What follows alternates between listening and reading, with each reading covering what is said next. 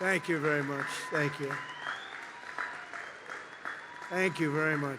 Very special place and a very special day. Thank you to Vice President Vance, doing a terrific job. Thanks also to a man who has devoted his life to service members and veterans, Secretary of Defense Pete Hegseth, who's doing really well. He went through a lot, didn't he? But he's doing really well. He's a tough cookie. That's what we want, is a tough cookie.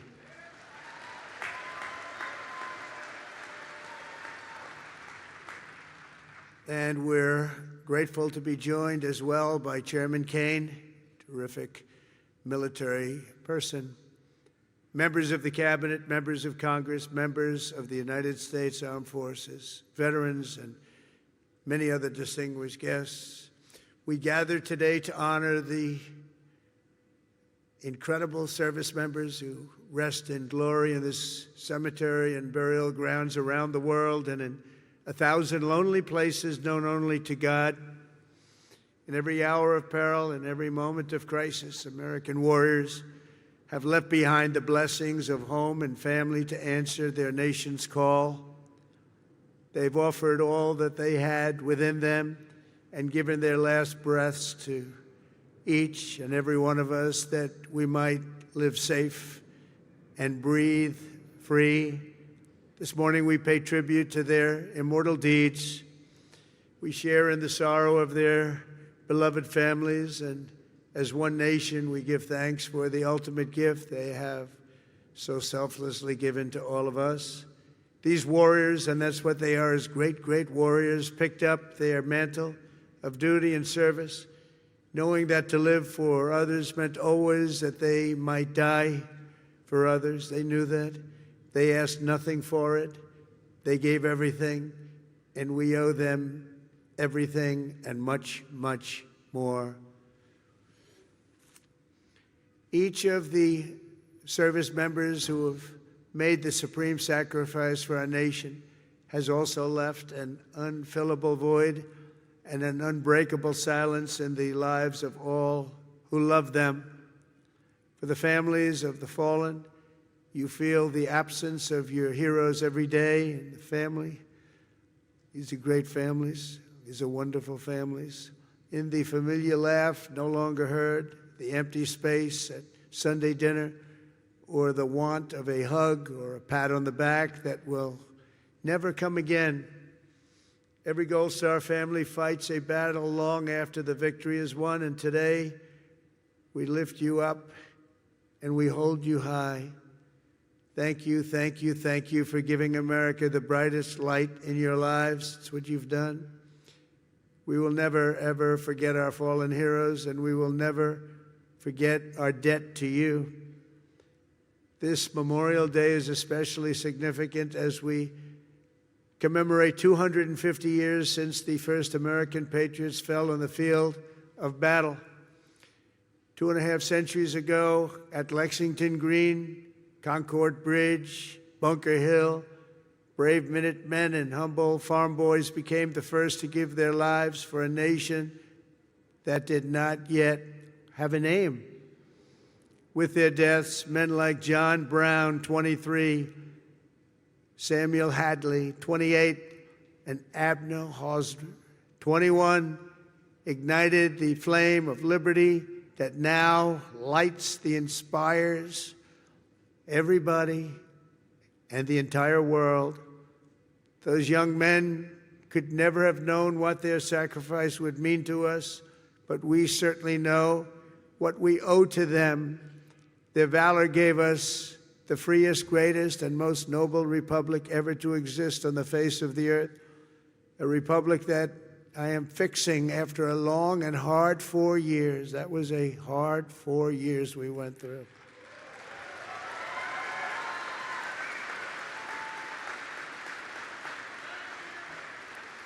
Who would let that happen?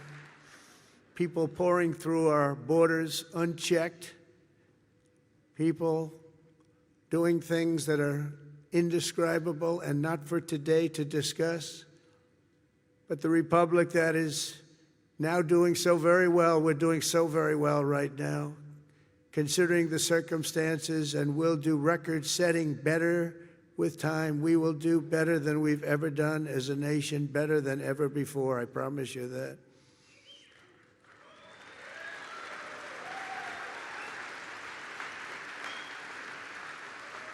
In every generation since, at Trenton and Yorktown, at Vicksburg and Shiloh, and in faraway places with names like Chateau, Terrari, Anzio, Iwo Jima, Quezon, Kandahar, really just a few chosen names, and these are names that have become so important on the altar of freedom. They plunged into the crucible of battle, stormed into the fires of hell, charged into the valley of death, and rose into the arms of angels. The sacrifice that they made was not merely for a single battle, a long-ago victory, or a fleeting triumph, decades or centuries past. Their sacrifice was for today, tomorrow, and every morning thereafter. Every child that lives in peace, every home that is filled with joy and love, every day the Republic stands is only possible because of those who did what had to be done when duty called, and the cost was everything to them and to their families. Our debt to them is eternal, and it does not diminish with time. It only grows and grows and grows with each passing year. The greatest monument to their courage is not carved in marble or cast in bronze. It's all around us, an American nation, 325 million strong, which will soon be greater than it has ever been before. It will be. And so today we uphold the memory of our heroes, as people have done since ancient times, by telling their stories and exalting their names. Senior Master Sergeant Elroy Harworth was a young, beautiful man from Earhart, Minnesota, when he enlisted in the Air Force and was sent to Vietnam. 59 years ago this very week, Elroy and his crewmates climbed into the dark skies over Da Nang on a classified mission known as Operation Carolina Moon. Their aim was to blow up a key enemy bridge, and while other crews had tried and failed, they were determined to try and get it done in face of extreme danger, and they knew how bad it was.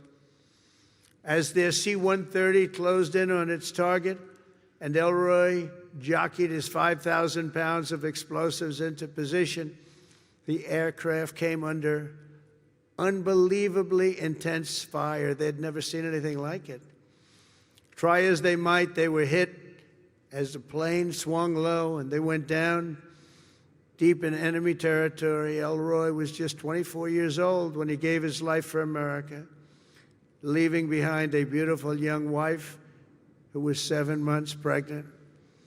That meant Elroy would never know the joy of meeting his son Troy or seeing him grow, and he would never have the pride to watch his son follow in his father's footsteps and serve 2 decades in the U.S. Army. Sergeant First Class Troy Harworth is with us today, joined by his wife Sonia and their son John, the grandson Elroy never got to hold. Thank you, Troy, and thank you, John, and above all, thank you, Elroy. Thank you very much. Please stand up. Thank you, wherever you may be.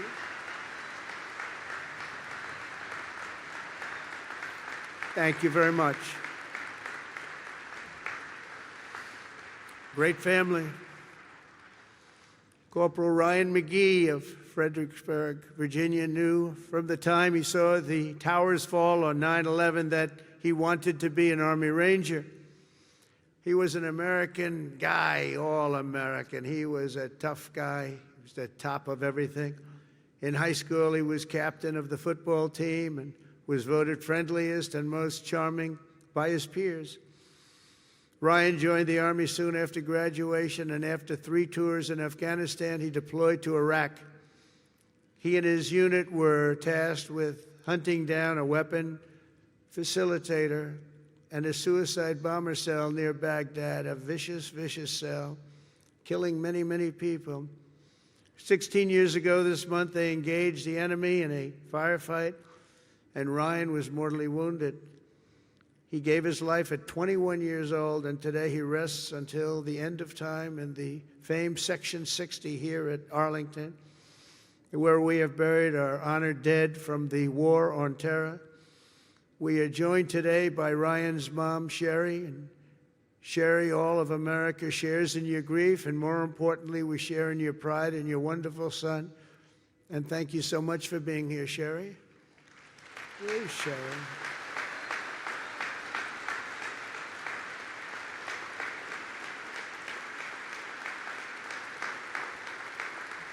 Thank you, Sherry. Thank you very much. On behalf of everyone. This crowd is so big, she's hard to find. Once I saw her, she really stands out. Thank you, Sherry, very much. Senior Chief Petty Officer Shannon Kent grew up in Pine Plains, New York, before enlisting in the Navy in 2003, and she quickly became one of the rising stars. She was an absolute winner.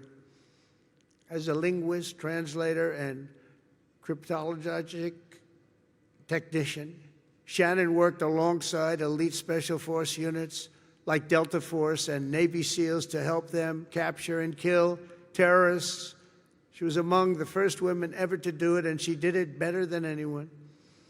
In January 2019, Shannon was on her 5th combat deployment, embedded with a team hunting ISIS terrorists through the streets of Syria when a suicide bomber detonated his weapon, killing Senior Chief Kent and 3 other wonderful, beautiful Americans. She left behind her husband, Joe, and their 2 sons, 3-year-old Colt and 18-month-old baby Josh. Today, Shannon rests in peace on these grounds alongside her comrades. To her boys, Colt and Josh, who are here this morning, now aged 9 and 7, let me say your mom was a hero, and her love, her strength, and her spirit are always with us and always be with you. She loved her boys. To Joe, the boys, Shannon's parents, Mary and Stephen, and her sister Mariah, Shannon's name will live forever in the chronicles of true American patriots. I just want to thank you, and thank you so much for being here in honor of your magnificent family member.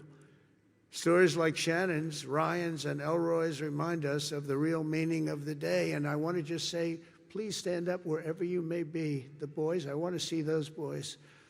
Where are you?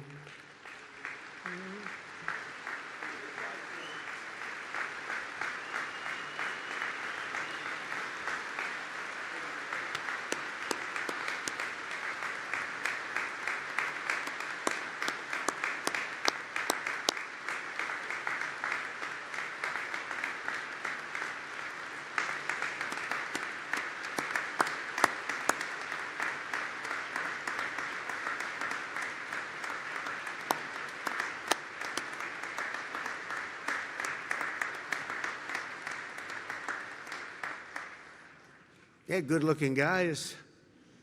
Thank you very much for being here. All of you, thank you so much.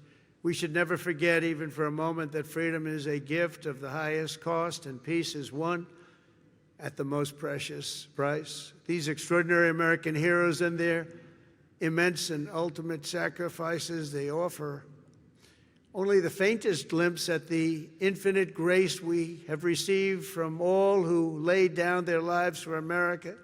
Over the past 250 years, we're going to have a big, big celebration, as you know, 250 years.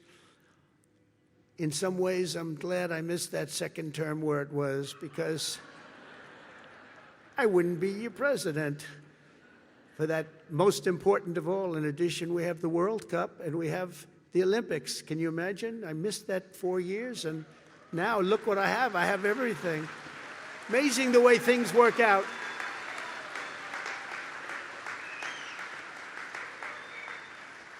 God did that. I believe that too. God did it.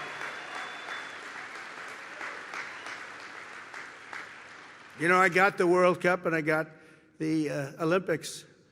The 250 years was not mine. I'd like to take credit. But I got the Olympics, I got the World Cup when I was president. And I said, boy, it's too bad I won't be president then. And look what happened. I turned out, and we're going to have a great time. We're going to have a great celebration. But most important of all is the 250th anniversary. That blows everything away, including the World Cup and including the Olympics, as far as I'm concerned. In any corner of this cemetery, at any resting place for our war dead, anywhere on earth, you'll find untold stories of equal heroism and heartbreak unmatched, patriotism and devotion and acts of selflessness and courage so enormous they defy comprehension. Most people can't even imagine it.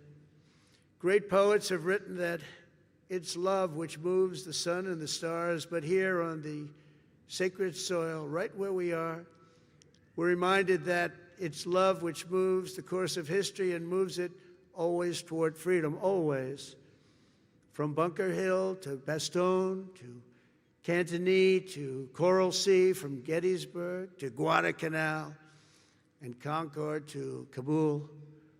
America's best and America's bravest have fought, bled, and died so that we could pick up the torch of liberty, raise it high, high, high, and carry it onward to places they could never have dreamed of before. Today we honor their memory. We remember their gallantry. We just revere, in the highest sense, we just revere their incredible legacy. We salute them in their eternal and everlasting glory, and we continue our relentless pursuit of America's destiny as we make our nation stronger, prouder, freer, and greater than ever before. May God bless our fallen heroes. May God bless our Gold Star families. And may God bless the United States of America. Thank you very much, everybody. Great honor. Thank you.